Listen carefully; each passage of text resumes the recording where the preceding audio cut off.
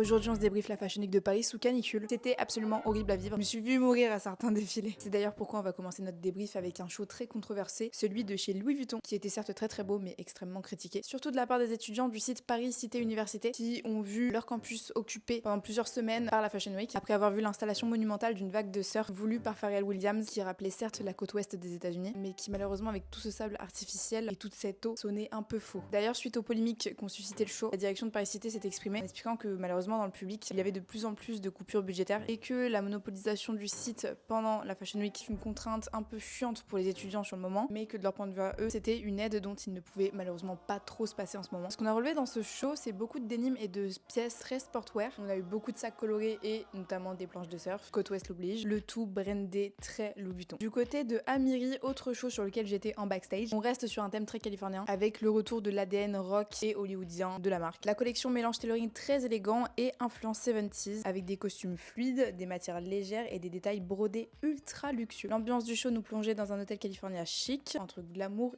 et décontraction. Du côté de Dior Couture, on était sur le défilé le plus attendu puisqu'il s'agissait de la première collection couture par Jonathan Anderson pour la maison. Son objectif, réinterpréter les codes traditionnels de la maison avec une vision beaucoup plus moderne et artistique. On retrouve des silhouettes très travaillées, des volumes très impressionnants et un vrai dialogue entre tradition et modernité.